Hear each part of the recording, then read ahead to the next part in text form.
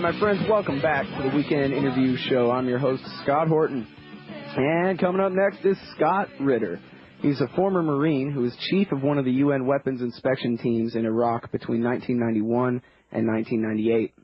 He is now an independent consultant who writes the occasional column and puts out fires for his local volunteer fire department. He's written 2 books, Endgame and War on Iraq, What Team Bush Does Not Want You to Know. And he's also produced a movie called Shifting Sands. Welcome back to the show, Mr. Ritter. Well, thanks. It's a pleasure. Now, 2 years ago today, Colin Powell went before the United Nations General Assembly to make the case that Iraq possessed weapons of mass destruction. 2 years ago tomorrow, you gave a speech at the University of Tokyo refuting him. How did you prepare your refutation so quickly? Well, there was no preparation required. Colin Powell, according to the legend, spent days going through the intelligence information he was using to prepare for his presentation. I spent 7 years living that same information. When he may have been looking at a photograph, I walked the ground. He may have listened to snippets of conversations. I spent 3 years running the Intercept program that produced those conversations. So I was intimately involved with every aspect of the intelligence that Colin Powell was presenting, and it became obvious from the first moment he opened his mouth that he was not only presenting a highly selective case, but a misleading case, an inaccurate case, a falsified case. And the tragedy was that I seemed to be alone in recognizing this. We had both the domestic media here in the United States and the international media applauding Colin Powell for a tour de force. He hit home runs, people were saying. He made the case for war, others were saying. All he did is destroy his own reputation and lie and destroy the reputation of our country and basically set in motion events that have led to the deaths of 1,400 American soldiers and the wounding and maiming of over 10,000 others. Not to mention all the dead Iraqis. Well, there are reports out there of 100,000 Iraqi civilians having been killed since we invaded. Now, Saddam Hussein, at his worst, and I need to say this, I'm not defending that dictator, but they talk about mass graves and mass murder. They haven't produced any mass graves yet. They haven't produced all the bodies of the people he's alleged to kill. But let's say that all that's true. It took Saddam Hussein 30 years to kill 300,000 people, if everybody he killed that's claimed is true. In the United States, 18 months to kill 100,000. We Americans should be ashamed of ourselves. Now, Mr. Ritter, you have said that absent inspections, Iraq could rebuild its weapons of mass destruction capability in as little as 6 months. Well, so wasn't Bush justified in his concern? Well, since the inspections had ceased in 98. There's two aspects to that. Absent inspections, and then there's always the other caveat I threw in there, and with a political decision made by the president of Iraq. Now, you're right to point out the weapons inspectors stopped in December 1998, but we need to point out that it wasn't Saddam Hussein who kicked the inspectors out. It was the United States government that ordered the inspectors out before bombing Iraq using intelligence information gathered by weapons inspections to target Saddam Hussein. So when the bombing campaign failed, the Iraqi government was not going to let these inspectors return until they could be given assurances that the inspectors would do the job of weapons inspections, not serving as a proxy for the CIA.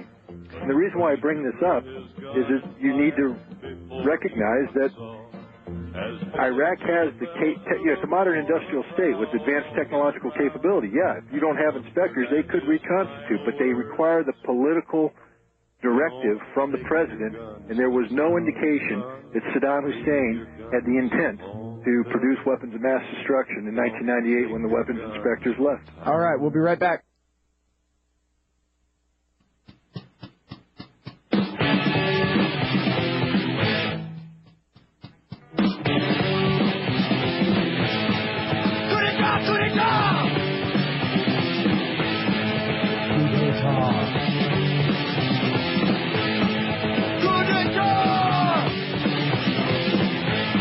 All right, my friends, welcome back to the Weekend Interview Show. I'm your host, Scott Horton. The guest is Scott Ritter.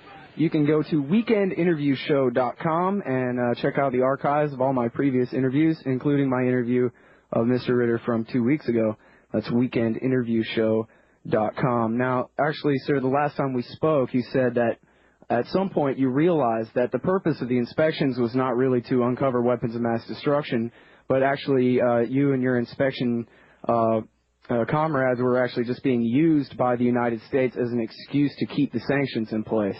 So at what point was it that you realized that that was the real score? Well, again, the purpose of the inspections is as mandated by the Security Council and always remained the same. That is to disarm Iraq, to destroy, remove, or render harmless the weapons of mass destruction that Iraq did in fact possess, and then to monitor Iraq's industrial infrastructure once sanctions were lifted to make sure Iraq did not reconstitute this capability. Everybody needs to understand that the weapons inspections weren't just about disarmament. The whole game was about lifting sanctions. Once Iraq disarmed, sanctions were supposed to be lifted, then weapons inspectors would stay in Iraq and make sure Iraq did not reconstitute the prohibited capabilities. The United States had no intention of ever allowing sanctions to end, and we knew this right from the very start. Weapons inspections began in May 1991.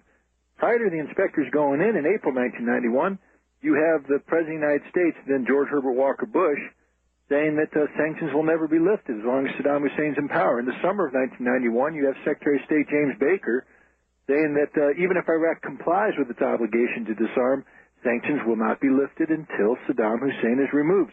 And the Clinton administration sang that same tune, right? Yeah, well, that's right. The Clinton administration comes in 1993 and continues this policy.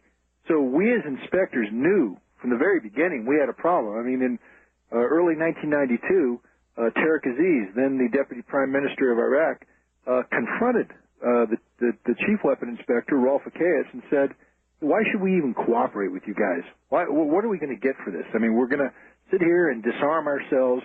We're going to allow you to come in and violate our national security and our sovereignty.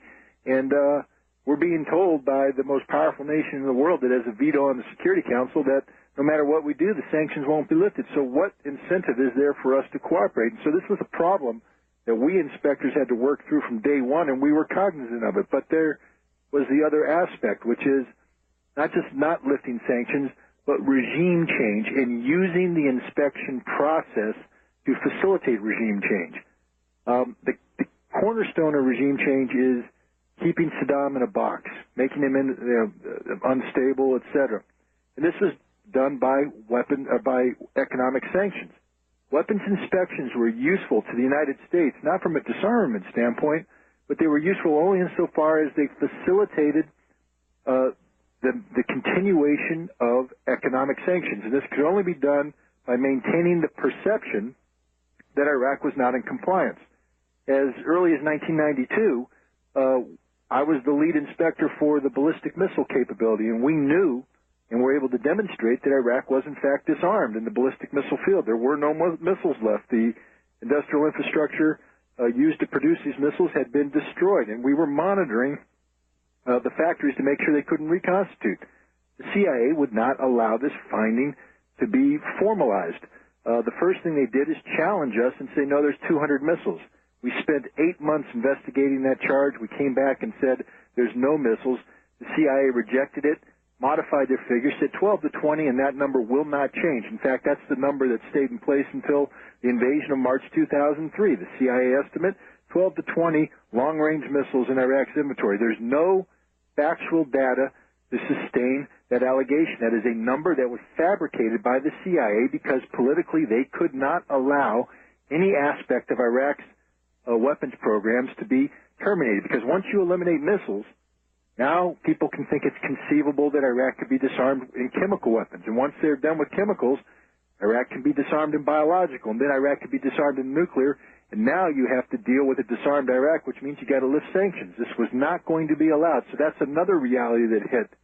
And then there was the CIA's involvement in targeting Saddam. By 1994, 1995, it was apparent that the CIA was flooding the weapons inspection teams with covert operatives who were using the access granted to the inspectors to the most sensitive facilities inside Iraq, those dealing with the president of Iraq and his security, the CIA was getting in there and gathering data which was actively used to target Saddam. In the summer of 1996, in June of 1996, there was a major coup d'etat effort underwritten by the CIA that was orchestrated with CIA operatives operating out of Jordan and CIA operatives operating inside UN weapons inspection teams in Iraq. So it became clear by the summer of 1996 that the CIA was using the weapons inspections as a Trojan horse to infiltrate Iraq and target Saddam Hussein. Nevertheless, we inspectors still had a job to do. We still had to complete our mandated task of disarming Iraq, but it was beginning to become very difficult for us to look in the mirror and say our work is legitimate work, because on the one hand, we're struggling with the Iraqis who aren't being the perfect hosts, who aren't totally cooperating, but the reason why they aren't totally cooperating is they don't trust us, and the reason why they don't trust us is because they know the CIA is using us to target their president. So it was a catch-22 situation. The more we tried to do our work, the more resentful the Iraqis became, because the more we did our work, the more the CIA used our work to target Saddam Hussein. It was a lose-lose proposition across the board. Well, and he said last time that after 1995 there was basically nothing, and yet it was basically between 1995 and 1998 that you had the most problems actually doing any inspections, and you said that that was because of the spies on your teams. I wonder, is David Kaye one of those CIA spies that you're talking about? Oh, David Kaye was not a CIA spy. David Kaye, first of all, let's say a couple things about David Kaye. Okay. David Kaye worked for the International Atomic Energy Agency. He did not work for the United Nations Special Commission. He was a investigator for the IAEA in Iraq for a period of less than 5 months. Then he left the job. David Kaye was not a presence in Iraq since January 1992. David Kaye was not a part of any of the process that I just talked about. So, on the one hand, I don't want to, throw accusations at him about being a CIA agent, etc. But we need to understand that David Kaye knows nothing about Iraq's weapons of mass destruction programs and nothing about the weapons inspection process that really transformed itself after he left. From 1992 to 1998, we became a totally different weapons inspection team. Our organization was different, our structure was different, our capabilities were different, and we learned so much more about the Iraqi weapons of mass destruction programs than David Kaye would ever know. When he left, the Iraqis were still abiding by false declarations they submitted in the summer of 1991. In March 1992, fully a month and a half after David Kaye left, the Iraqis came clean, submitted a new declaration, started telling the truth.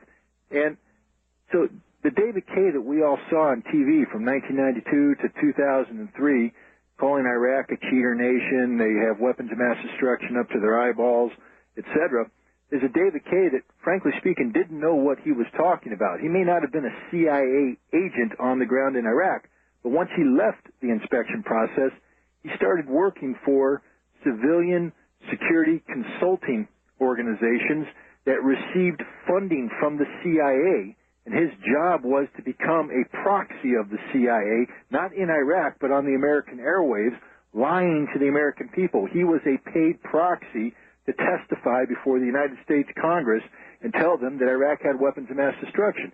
David Kaye was a liar, is a liar, and I will forever condemn him. This is a man that after we invaded Iraq, got a job as an NBC News consultant, sat up there in front of the American public and pointed at a mobile laboratory, quote unquote.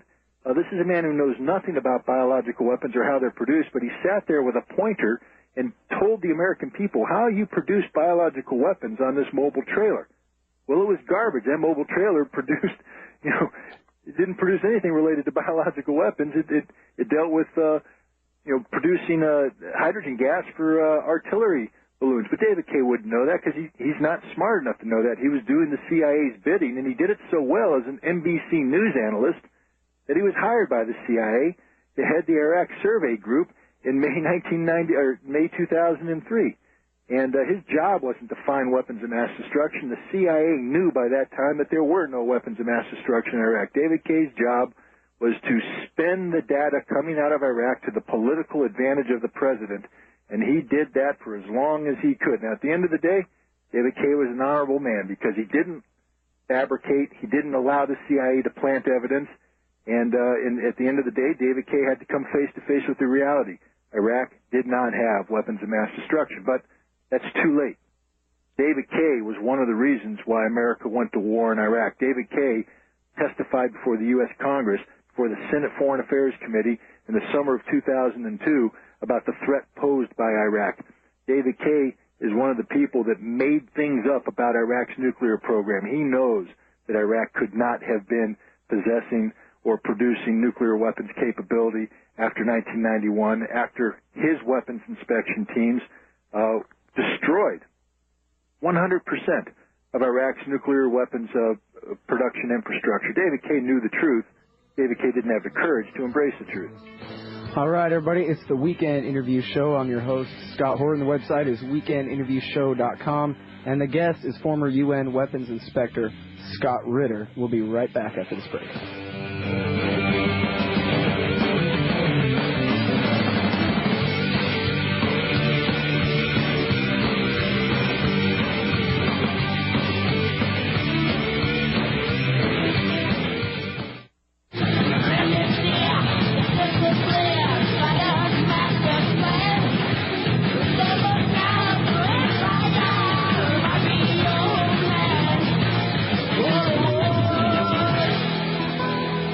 My friends, welcome back to the Weekend Interview Show. I'm Scott Horton. The guest is Scott Ritter, former UN Weapons Inspector. And Mr. Ritter, before the war, Saddam Hussein turned over a 12,000-page report to the United Nations. The Americans grabbed the report and pulled out 8,000 pages. Now, you have said before that this was the most complete accounting of Iraq's weapons of mass destruction. Do you know what was in the missing 8,000 pages? Absolutely. I have the document myself. It's a document that I turned over to lawyers representing the American Gulf War veterans who are suffering from Gulf War syndrome, and it's a document I turned over to the FBI for the following reason. Inside that document are the secrets on how to produce chemical weapons, biological weapons, nuclear weapons, and long-range ballistic missiles. And the 8,000 pages that the United States took out dealt with the specific know-how related to that. I'm not against this data being removed from a document that could find itself in the public hands. You don't want to be, enabling the proliferation of weapons of mass destruction know-how in the process of disarming Iraq. I'm against the fact, though, that the United States can't be trusted on this. We don't know, exactly what the 8,000 pages are. I know that many of those 8,000 pages dealt with how to produce weapons of mass destruction. But there has been some insinuation that some of these documents also dealt with American companies that were involved in, the arming of Saddam Hussein. Now, I've gone say through it ain't so. Pardon? Oh, say it ain't so. Well, but again, I don't want to overhype that. I mean, the fact of the matter is, when you take the totality of American involvement, it was minuscule.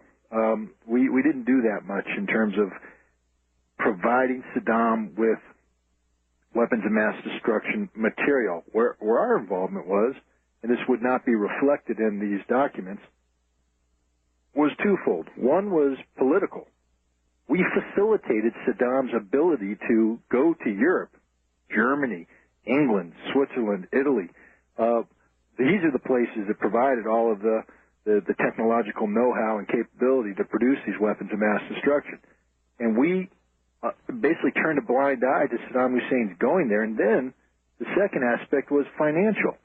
We provided Saddam Hussein's government with billions of dollars of agricultural loans that we knew he was diverting to use to procure this weapons of mass destruction capability. And we did nothing to stop this. We didn't raise a single finger throughout the decade of the 1980s during the period of time of Ronald Reagan.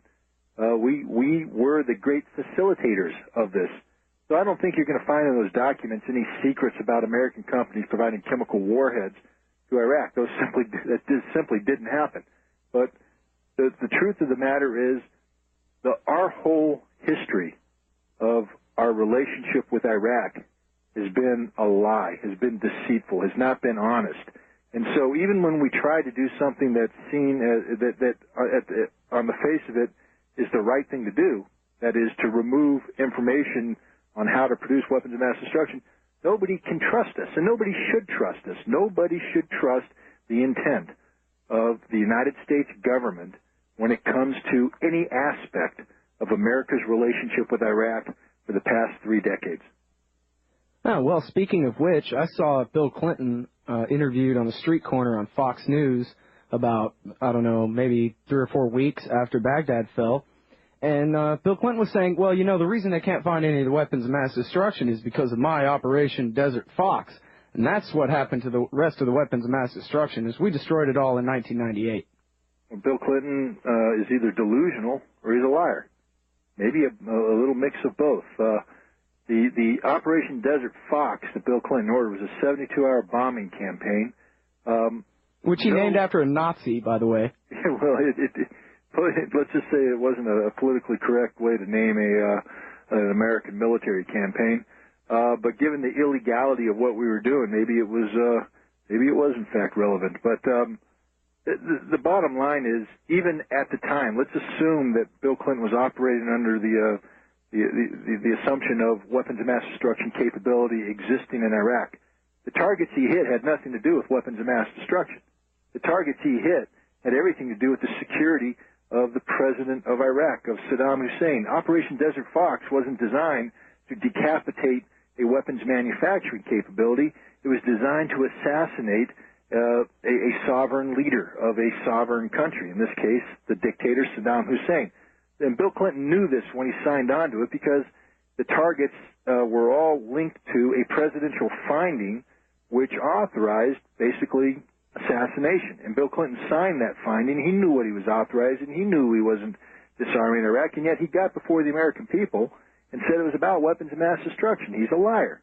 But then again, almost every politician who speaks to the American public in regards to Iraq in the past decade or so has been lying.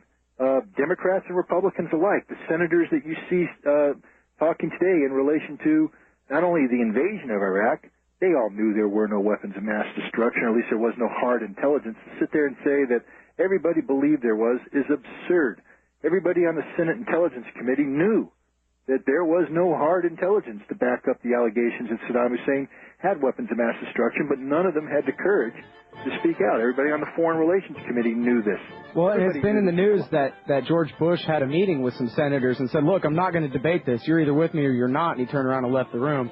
It's Scott Ritter on the Weekend Interview Show. We'll be right back after this break.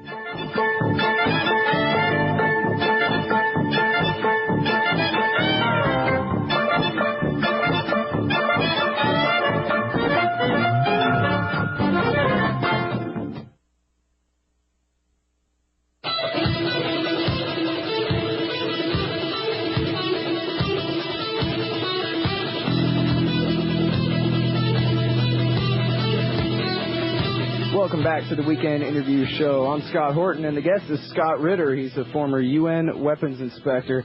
And I guess in the discussion of David Kaye, you brought up the fact that he did not allow the CIA to plant weapons.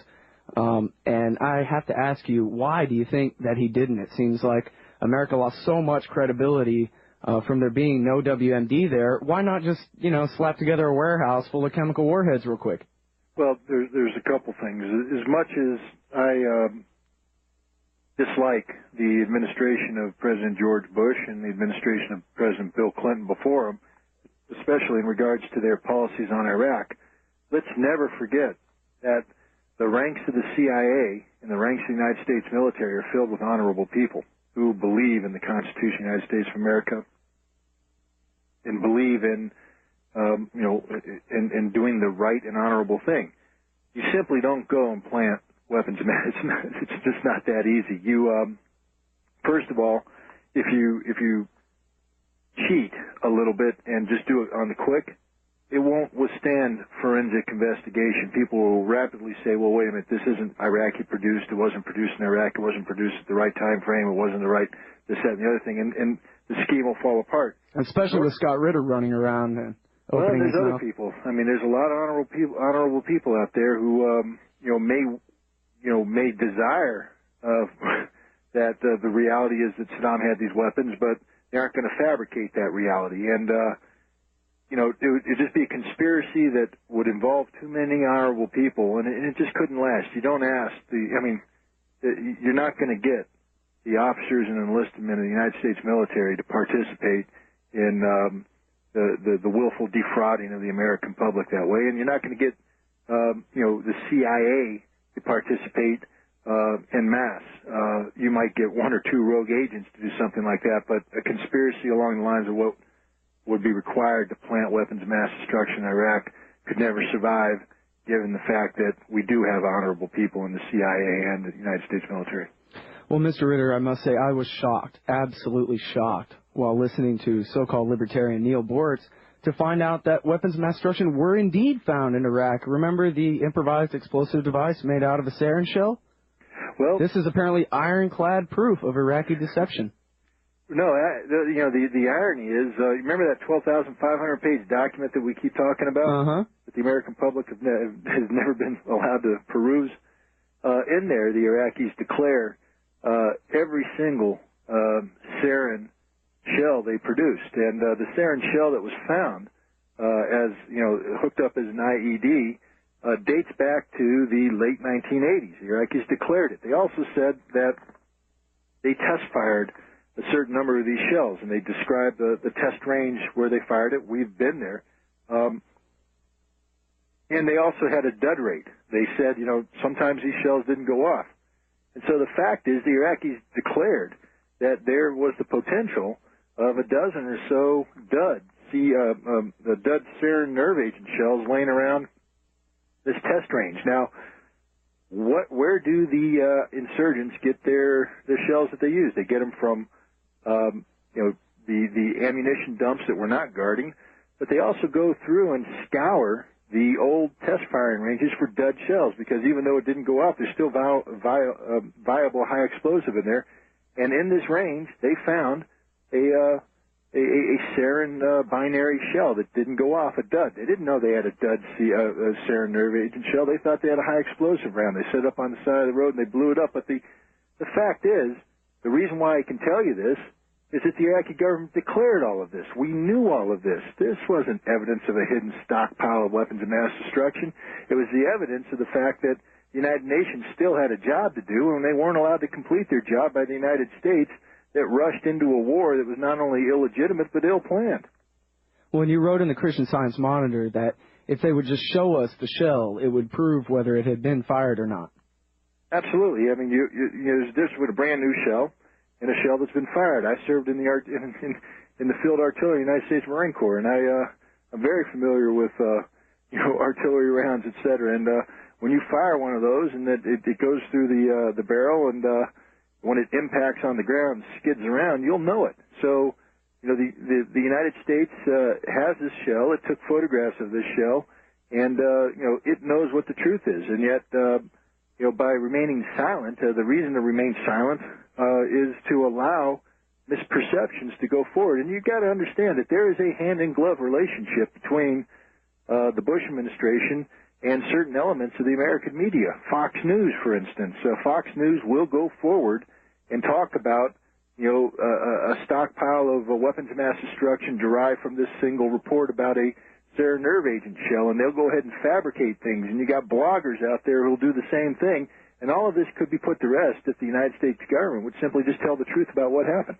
Well, and for the record, and this was even in, I think even Fox News admitted that the two soldiers who were exposed to this were back at work later that afternoon, so it doesn't seem like the sarin really got to them that bad.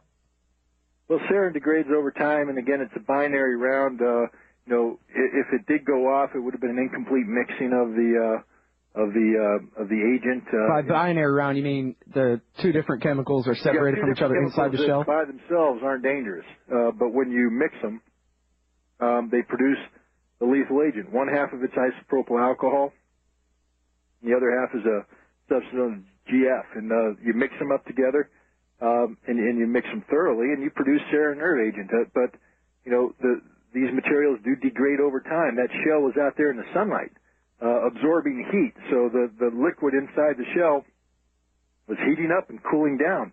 For how long? Since 1988 it was doing this. So it's been there for 15 years. And, you know, there's no wonder that the material inside wasn't lethal. But again, this isn't the kind of data that we're getting from the U.S. government. The U.S. government possesses this data. It could be honest with the American people and lay this issue to rest, but it's not in their interest. Truth is the enemy of the Bush administration when it comes to Iraq.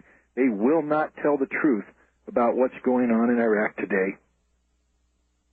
Mr. Ritter, my previous guest was nuclear expert Gordon Prather, and he had a question for you that he wanted me to ask, which was about the relative difficulty in producing chemical agents as opposed to producing biological agents, and I guess like time frames and that sort of thing. Right. Well, let's just back up for just a second before we even talk about Iraq.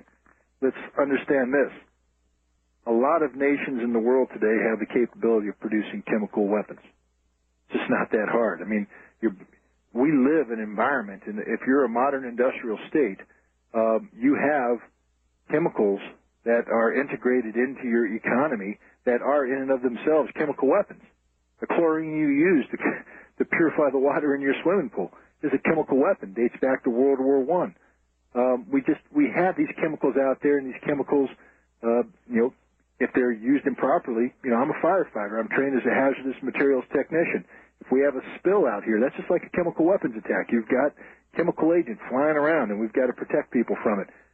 It's very easy to produce chemical weapons. Now, certain aspects of chemical weapons, the modern weapons like VX nerve agent, that's a more difficult problem. But even that can be solved by the majority of advanced industrial states. Now, let's talk about biological weapons. Certain biological, agents exist in nature. Anthrax exists. The bacterium. You've got botulinum toxin. It's food poisoning. Clostridium perfringens is, it exists in nature. All of these exist. But to weaponize them is a completely different thing. You've got to concentrate them, extract the toxicity, and then keep it alive. There are very few nations in the world that have the capability of producing biological agents. It's very, very, very difficult to do, and it costs a tremendous amount of money. Iraq was a nation that attempted to produce biological weapons. They never produced a biological weapon. Let me say that again. Iraq never produced a biological weapon. They produced agent, and they put it in a warhead. That's not a biological weapon. There was no dispensing mechanism. In order for botulinum toxin or anthrax, let's deal with anthrax, to be harmful, you have to be able to breathe it into your lungs. Now, you can get skin contact and get it that way, but the way it's fatal is to breathe it into your lungs. It has to be down into the small microns, 0.4, 0.5 microns. This means that if it's a liquid, you have to aerosolize it. Iraq produced liquid bulk agent. It's a sludge, a thick sludge. They put it in a warhead. The only way that would kill you is if it landed on your head, because if it missed you and hit the desert next to you, it would just break open, the sludge would leach out into the earth. That's not a biological weapon. Iraq never produced viable biological weapons because Iraq did not have the technological capability to do so. It's very difficult to do. Why did they bother putting the sludge in a warhead? Well, because that gives them the political ability internally to say they have biological weapons. And they were working on aerosolizing this material, but back in 1988, Iraq had a strategic document that said they needed to develop a strategic deterrent to Israel's nuclear weapons capability. And they built a number of fixed ballistic missile launch sites out in the western deserts of Iraq that were oriented towards Israel. And they wanted to equip missiles with chemical and biological warheads that would be put on these fixed launchers. And that way, if Israel tried to knock one launcher out, they just mass fire all the missiles, and that was their deterrence. They did not have a viable chemical warhead, and they did not have a viable biological warhead.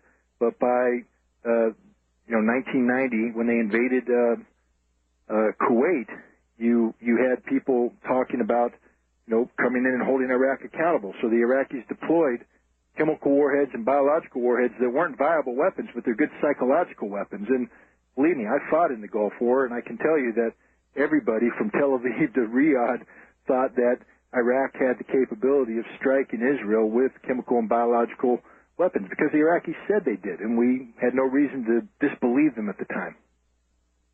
Now, forgive me for jumping around here, but I want to talk a little bit about Hussein Camel. Now, I remember the story from back in the 90s, but right in 2002, the beginning of 2003, in the lead-up before the war, the administration would oftentimes bring up Hussein Camel and say, well, he even admitted that they deceived the inspectors after 1991 and after 1993, and they used Hussein Camel supposedly as evidence for their casus belli.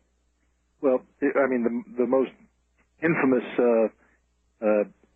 occurrence of this was, of course, Vice President Cheney's appearance before Veterans of Foreign War in Tennessee in August of 2002, where Hussein Camel was the centerpiece of his presentation. He said, we know from the defection of Hussein Camel that Iraq had not given up its biological weapons program, that Iraq was hiding this capability and hiding weapons from the inspectors. And he said the CIA knows this. The CIA debriefed him. So this tells us that Dick Cheney knows that there's CIA documentation in existence that deals with this. Now, here's the problem. If Dick Cheney read the CIA documentation, he couldn't say what he said because the CIA documentation will state the exact opposite. The CIA, when it debriefed Hussein Camel, was told the same thing that the United Nations was told when we debriefed Hussein Camel, and the same thing the British were told when they debriefed him, that Iraq had made a decision in 1991 to destroy all of its weapons of mass destruction, that no weapons remained. Everything had been destroyed. This is what they were told. So Dick Cheney either never read the intelligence information and misrepresented himself to the Veterans of Foreign War, or he lied. And either way, he's being less than truthful to men and women who put their lives on the line for their country in the past, and he's putting in harm's way, irresponsibly so, the lives of the men and women who continue to wear the uniform of the armed forces of the United States. And what bothers me more than anything is that the American Legion and the Veterans of Foreign War continue to embrace this administration as somehow being representative of patriotism. This administration despises the American veterans. This administration despises the men and women who wear the uniform because they don't care about them. They put them in a position where they will die for a lie. And about Hussein Camel and weapons of mass destruction and a threat posed by Iraq, this administration lied. Yes, but Mr. Ritter, we've had our accountability moment last November. Well, I tell you what, if you believe that, you might as well rip up your certification as a citizen of the United States of America, because citizenship is not based around the notion of one-time accountability. President Bush may have forgotten this, but we must continue to remind him that he works for us, that he is employed by the taxpayers of the United States of America, by the citizens of the United States of America. And the mark of a true citizen, of a true patriot, is someone who lives and breathes citizenship 24 hours a day. Accountability is continuous. It occurs every day. That president isn't given a clean bill of health, whether we support him or not. I mean, let's say that President Bush was the greatest president to ever walk the face of the earth, and everything he did was right. He still has to be held accountable on a daily basis, or else we lose the right to call ourselves a republic. We lose the right to call ourselves a democracy. So the president may think that there was an accountability moment in November of 2004, but the second the American people embrace that notion, then forget it. We're no longer worthy of the title United States of America. In your book, Endgame, you get into quite a bit of detail about the different relationships among the tribes in Iraq, and not just, Sunni here and Shia there, but all the different smaller tribal subgroups within that, and particularly in your discussion of Saddam Hussein and how he balanced power inside Iraq. But given your background knowledge of the tribal systems in that country, I wonder what you think about American democracy being implanted there, and whether you think that there's a reasonable exit strategy for America to leave after the new Constitution is written. Well, first of all, we're not. I mean, there's a perception issue that the United States is trying to impose Western-style democracy on Iraq. There are people who claim we're doing that. The president speaks about, freedom on the march and the power of democracy, but nothing that's taking place in Iraq today is democratic. And even if we wanted it to be democratic, let's say we were actually trying to impose a Western-style democracy, it would not work in Iraq. Iraq is a very complicated nation-state, and that's one of the things I tried to point out in my book, Endgame, that you can't speak of a homogeneous entity. When you speak of the dictator Saddam Hussein, this was not Joseph Stalin ruling over a singular, nation-state.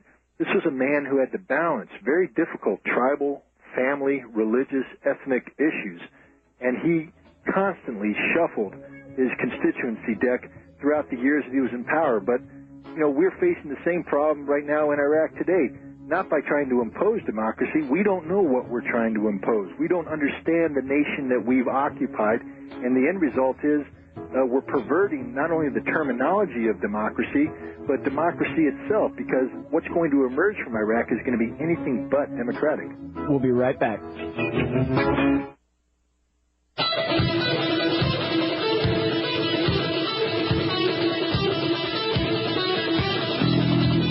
Welcome back, my friends, to the Weekend Interview Show. I'm Scott Horton.